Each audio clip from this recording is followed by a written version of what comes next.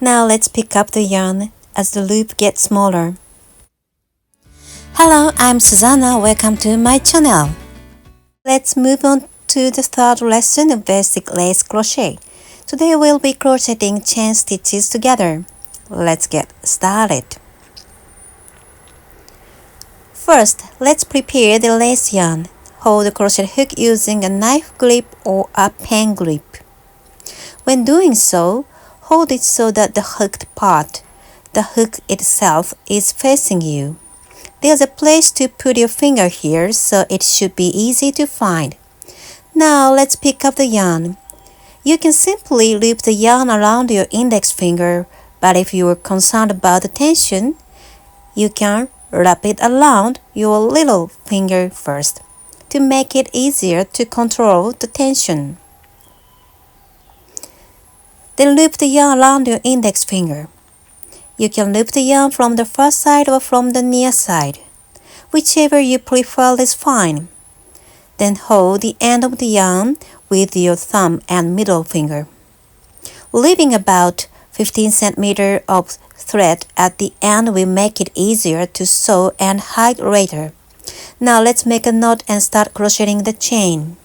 Let's start with a knife grip.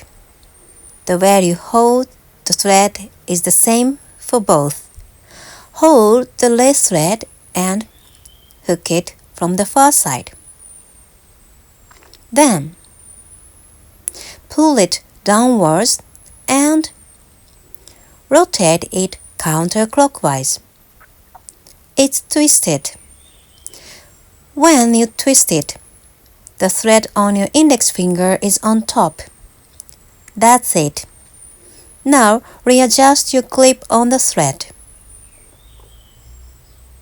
Now hook the thread on your index finger. Hook it from the near side towards the far side, from left to right.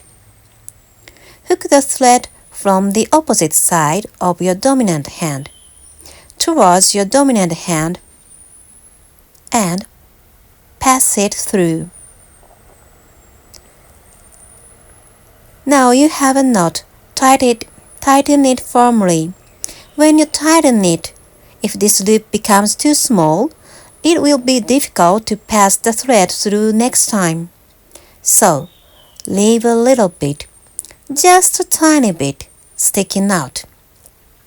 Aim for a small gap to be visible behind the lace hook, below the hook. Next, we'll start crocheting the chain stitches. We'll do it the same way as before. Hook the yarn over the yarn on your index finger. It's like looping the yarn from the far side towards you, then pass it through the loop. There it is. You've made a chain.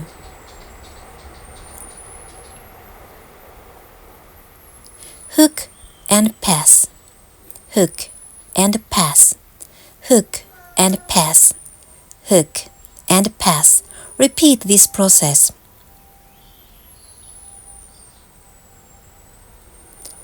This will create the chain stitches.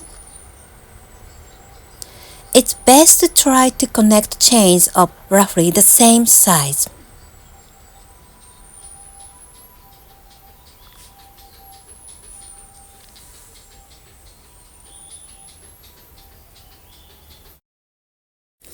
Next is crocheting with a pen grip. Hold the yarn in the same way, then hold the crochet hook like this. Then hook the yarn from the other side and twist it. Now from below like this. Move it in a counterclockwise direction, drawing a circle, and the yarn will catch. A twist will be created. Then hook the yarn. Hook the yarn with your index finger and pass it through. You can crochet a few stitches like this. Pass it through, hook and pass it through. Then if you tighten the yarn, only the very first stitch will be smaller. This may work better more often. Then, repeat the process of hooking and passing the yarn through.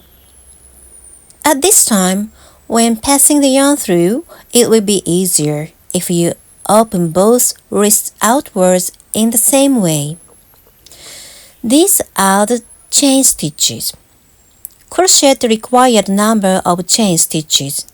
After crocheting a few stitches, move it. After crocheting a few stitches, move the position of your thumb and middle finger.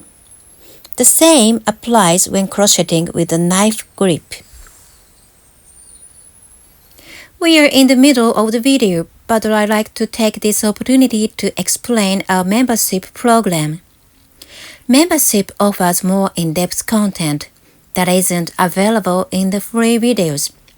If, after watching the free videos, you'd like to delve deeper and learn more about my logic, please consider joining our membership program. We offer various benefits for members and we strive to ensure that everyone enjoys being a member. Now, please enjoy the rest of the video. When crocheting with a knife grip, your left hand goes outwards when you pass the yarn through. But your right hand goes like this. You turn it around towards you first, then away from you. This is how you crochet the chain stitches.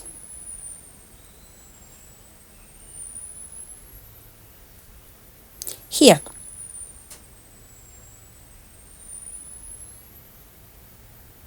One of these chains is a little bigger, isn't it? The chain.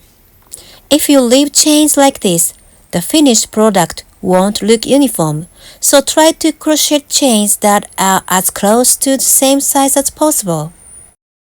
Today, I've shown you how to crochet chain stitches.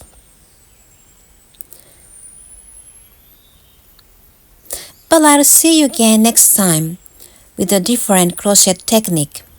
As you learn various crochet techniques, you'll be able to create works like these freely. See you in the next video. Thank you for watching and see you in my next video. Bye!